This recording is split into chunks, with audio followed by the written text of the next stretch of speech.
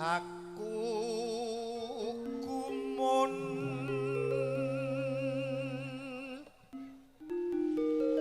lan maneh ku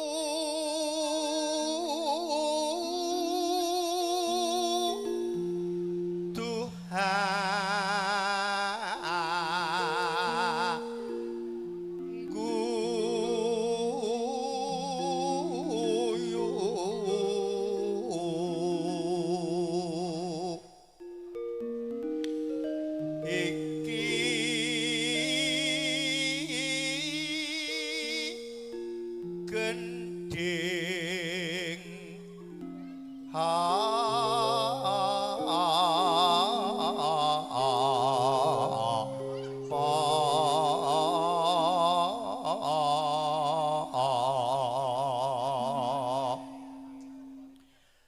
Wiramaga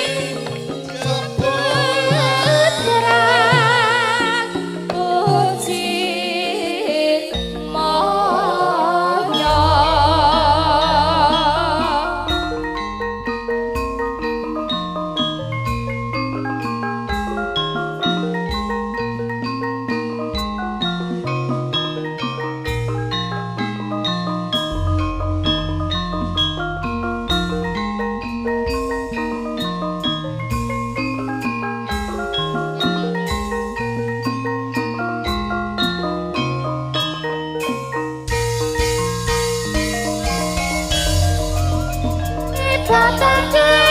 cekrimanku Dedeng opo Sajake kok nyening Liyak grup Lapan kosoe Dan cocok peka antuk Puja-puji praraja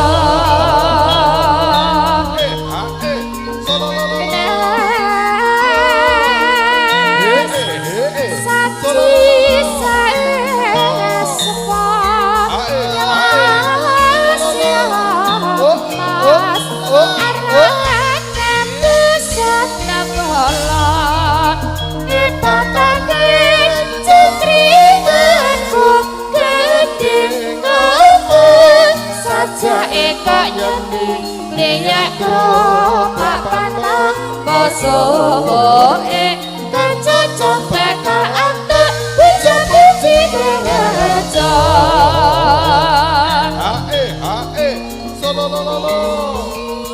oh he sololololo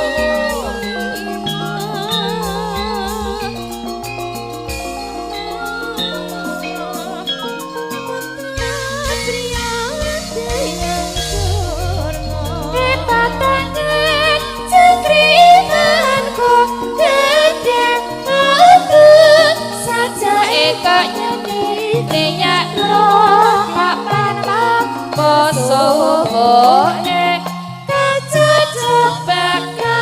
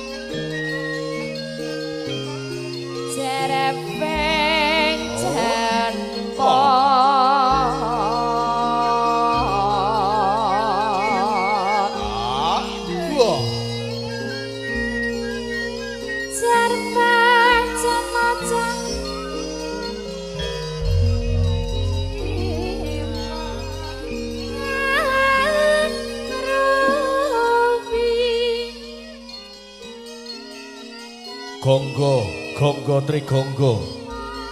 Mugya tansah nyandung mewah nyampar sekar ceplok cepaka mulya sawakul gedhenira.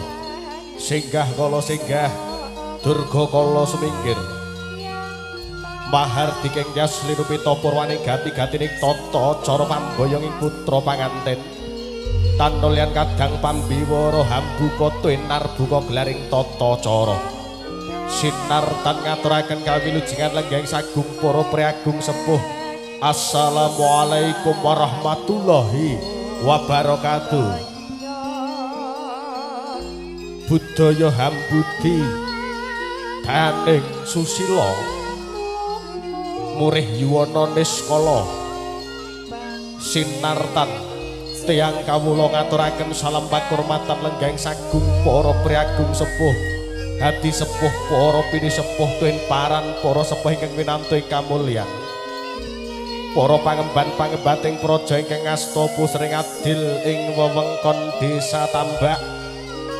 lumebet wewengkon Kecamatan Maja saka panjenenganipun Bapak Lurah Bapak Dr. Andes Joko Murasita ingkang kajajar sagung para perangkat putri kagung ingkang winantu ing pakurmatan tuwin keluarga ageng pamengko karsa panjenenganipun Bapak Sugiono Ibu Ribinah ingkang sinumbul sagung para pamong rawuh putri kagung ingkang winantu ing kamulyan winantu pakurmatan lenggahing keluarga pisan Sutresna Ibu Tumini ingkang sinumbul sagung para pangombyong tuwin sagung para warganing Pahman putri kagung winantu ing Sukorahayu kadayan saking ngarsaning Gusti Sang Hyang Mahanasa gelaring tata cara pambayang ing putra panganten Sanga Bagus Teguh Nuryanto Daum Diah Ayu Yuyun Trihastuti gelaring tata cara mapak Ari Anggara Kasih Katiti Surya kaping sekawan likur selo 1956 warsa Jawi gumplaring tata cara wisudan pambayang putra panganton Tanulyan kawula ingkang kepareng hanggonta tuwin kepareng nderekaken gelaring tata cara hingga paripurna. Para tamu minulya putri kagung gelaring tata cara sepisan purwa pambuka miya sing sangweni suda panganten putri saking sasana tepas sinengker mahas manjinging madaning panti Badrayasa sinartan kadherekaken sang brata pangarsa Tanulyan tata cara lung tinampi sinebat tata upacara pasrah panampi lung tinampining sang putra panganten sakembaran karigenaken dening kekalih keluarga nedya karakit lumantar paromo sastra indah katuraken cetha terwaca lumantar panjenenganipun pasrahing putra panganten karigenaken Bapak Supana katampi dene keluarga ageng panipun Bapak Sugiono lumantar wirantu pakurmatan panjenenganipun Bapak Haji Suyabdi kekaling priagung cetha terwaca imbal wacana ngaturaken tata cara lung tinampi sang putra panganten ngadani tata cara gepiyokan unjuk tirta suci perwitasari lenggah anggana raras ing madaning sasana panti pamaing sinebat Sasrawanti Badrayasa. Para tamu putri kagung Tanulyan kadang narakarya Krida Dharma ngabiyantara nyugata lenggahing sagung para tamu ngaturaken sung pakurmatan sinartan wedharing tata cara adat panyebaring udik-udik sinebat tata cara tumplak punjen. Tata cara tumplak punjen panipun Bapak Sugiono Ibu Ribinah Tanulyan badhe nampi sakating sungkem saking ngarsaning putra ingkang kagula mentah sanyata kang musdiwasa nedya sumungkem ngarsaning Sang Sudarma sinartan tata cara paripurna atur pambagya harja kayuwanan kunjuk lenggahing sagung para priagung ingkang katuraken dening panjenenganipun Bapak Sugiono Ibu Ribinah lumantar ingkang asta pusring adil panjenenganipun Bapak Dr. Andes Joko Mursita Bapak Lurah Desa Tambak ingkang sinumbul Bapak Parwiji Bapak Suranto. Para tamu mekaten gelaring tata cara kanthi hasesanti rawe-rawe rantas malang-malang tuntas sumimpang saking pepalang ilang musna sakabeh rubeda lan sengkala kang becik katitik kang ala titenana pangadiling kang kuwasa kang bakal tumiba sing sapa ndhisiki ala ing kono wahyune bakal sirna Jaya-jaya Wijayanti Surasudira jayane Kang Ratsuh Brasta tekaping ulah Darmastuti nuwun.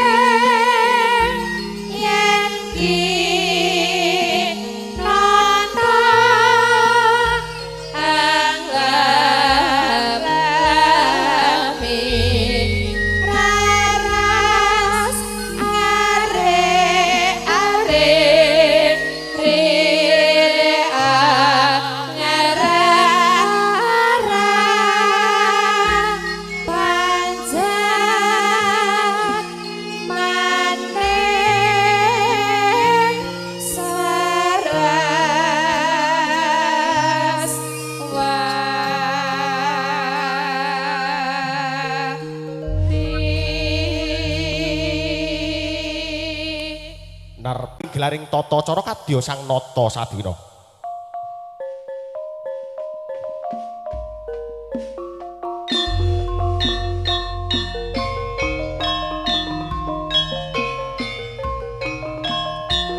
Konjuk konandika priyaga kang sinebating ayun Bapak Haji Suyadi ingkang sinumbul Bapak Sugiyana Ibu Rubinah tanulyan kaaturaken jengkar saking panti palenggahan nujing madaning sasana ing samangke ngadani tata gelaring tata cara lung tinampi putra panganten. Mrika njuk dhumateng para priyagung kang sinebating ayun asma katuraken daya-daya hamapanaken raga nedya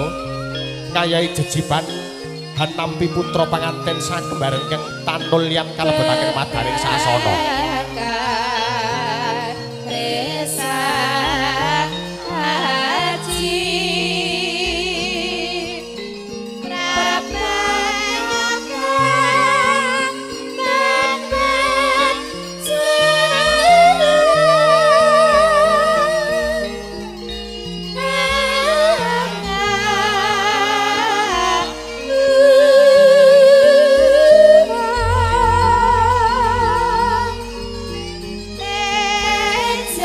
Tata cara gepyokan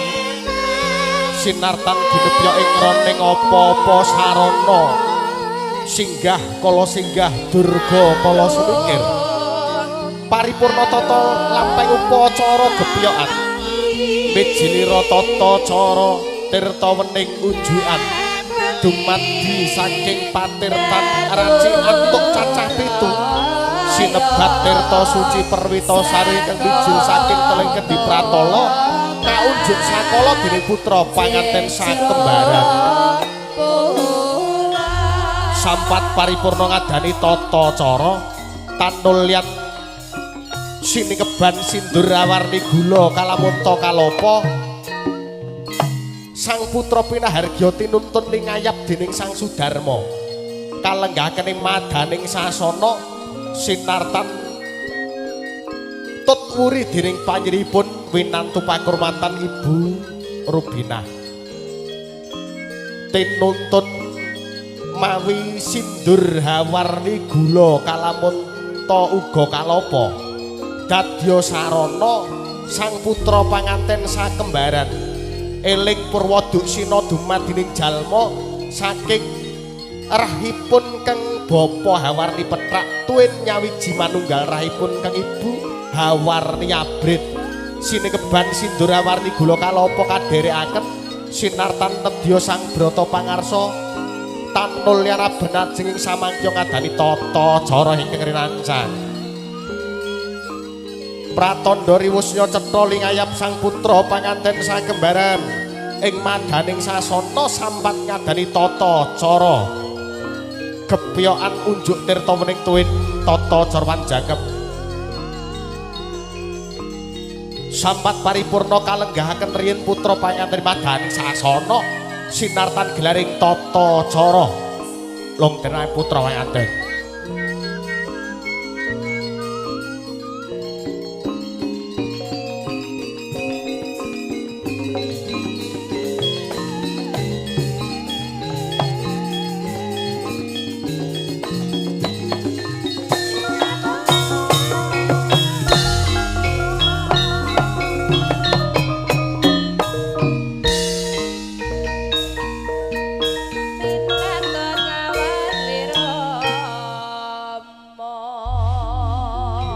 ing madaning sasana hangayaping madaning samudraning panggesangan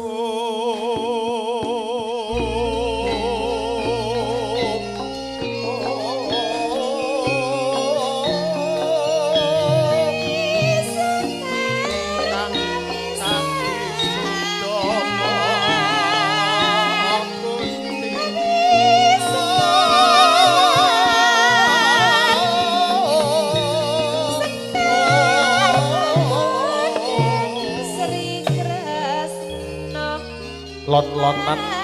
sang putra panganten tinuntuning madaning sasana Panti Badrayasa sasana kalengganing sang Sri Naranata sawengi sinartan mimbuh kalamunta mangya patut putra panganten ingkang nedya mawi busana pating galebyar pating calorot pindha kasorotan kartika sasrapan yayah sewing yayah ratri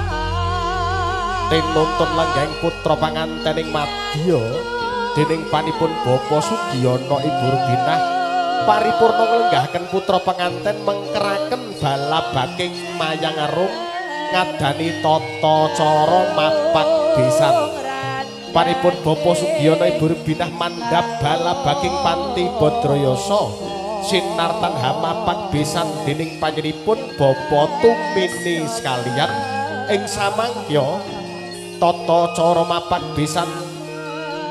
Sutresna minggah ing madaning sasana Panti Mayangasri ing kanan lenggahipun panjenipun Bapa Sugiyana sekalian iring-iring ing penganten panjenipun Ibu Tumini sekalian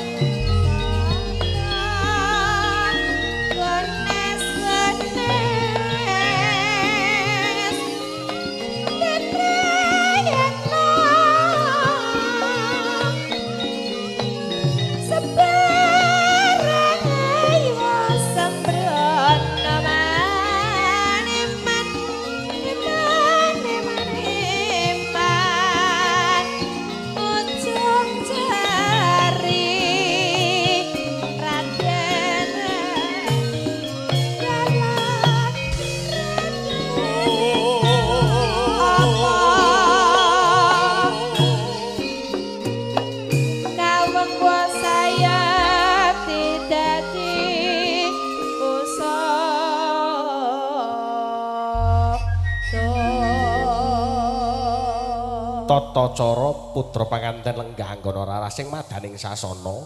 borong Ibu Juru Sumbaga ngrigenaken nderekaken putra panganten ngadani tata cara pangabekten datan sinanggit mila borong Ibu Juru Sumbaga nut diwasaning swasana para tamu putri kakung ing sakmangkih tata cara pangabekten datan sinanggit sinartan panjenengan sami nedya kasugata lumantar unjukan tuwin sak pandherekipun saking keluarga. Lodhanging sasana keluarga kepareng ngrawuhaken para kanca kadang pametri budaya Jawi. Karawitan campur sari jangkep Sekar Langit.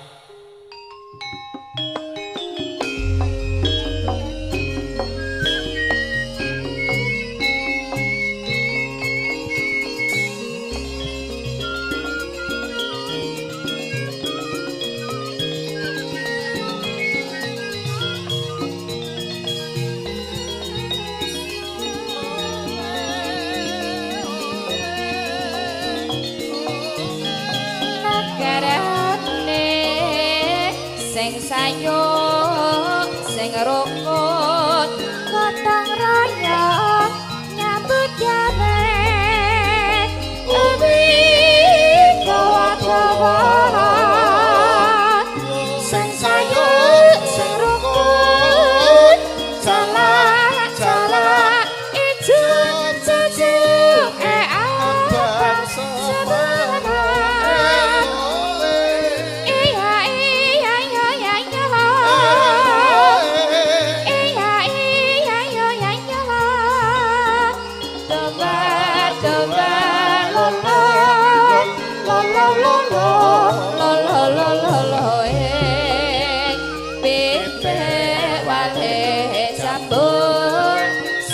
Kala mampu engkong kacane kurang siji gawe kelong rasane ngati sing sayung sing rukun gotong royong nyambut gawe nami dawa-dawa sing sayung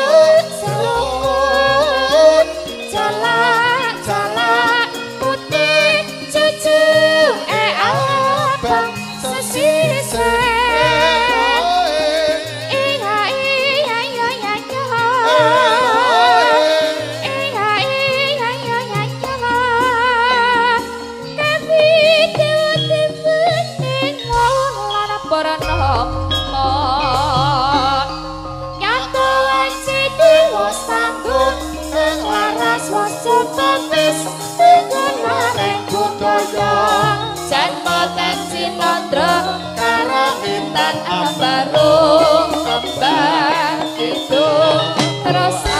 barung hanya kei ambos lagi ayo aja ambos hatimu kayak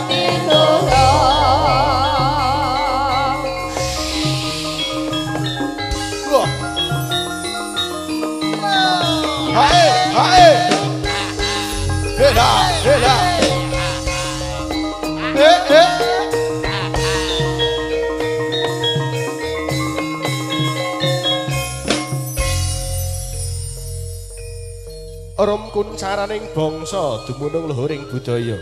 Prikanca kadang pametri budaya Jawi. Nedya ngaturaken langan suka lenggeng sagung para priagung putri kakung sinartan ngaturaken wilujeng dalu salam pakurmatan lenggeng sagung para tamu putri kakung ingkang nderekaken gelaring tata cara. Pamboyong putra panganten Bagus Teguh Nuryanto, Tia Ayu Yuyuntri Hastuti. Marak sowan kunjuk ngun nandika sagung para lenggah ben para rawuh, para kanca kadang pametri budaya Jawi, nderek paguyuban seni karawitan campur sari Sekar Langit. Bengkeng saking Kembang Sari, nderek Desa Mriyan, Kecamatan Taman Sari, Kabupaten Boyolali ingkang kepareng sinepuan Rokomas Parmanto utawi Ki Suparmanto. Derek nyengkuyung adike pahargyan ingkang kawengku Bapa Sugiono tiyang sagarwa. Prikanca Sekar Langit kadherekaken kanca Taufik Audio Sound System kalestantunaken giyaran dening kanca-kanca Warna Multimedia jinangkep Catur Widyawati ngaturaken langan suka lenggeng sagung para priagung. Katampi angka sepisan swanipun Diah Ayu Atika Sindu Kencana Dewi saking Bon Gula Usuk Belali.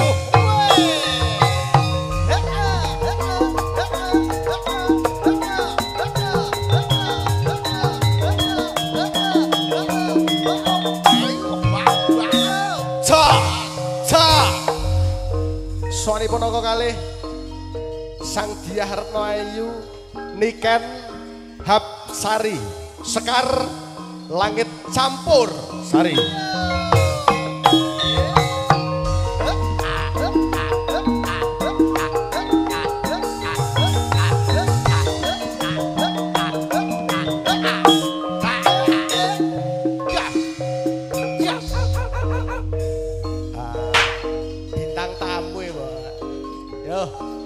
Lala Atila Puspa Pandoyo.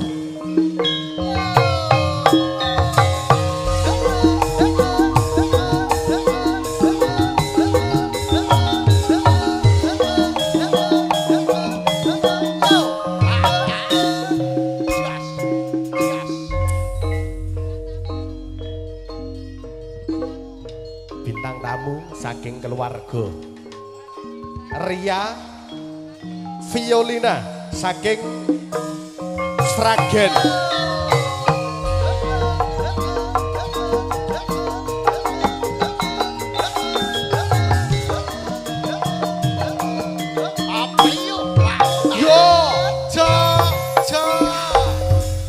Kawula Gilang Sanjaya saking Bumi Sembada Kayuja para tamu,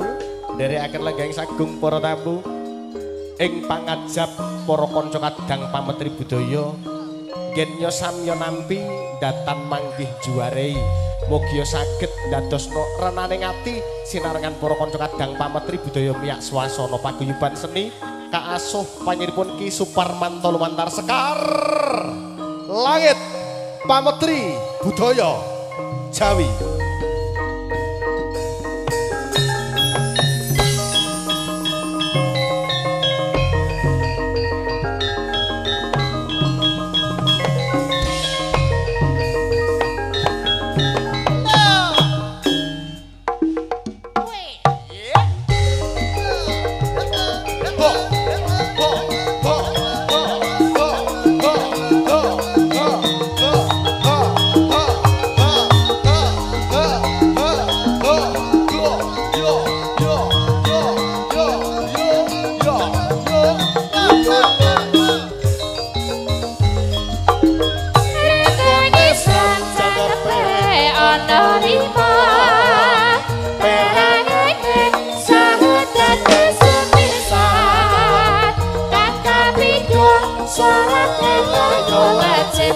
Saya kan saya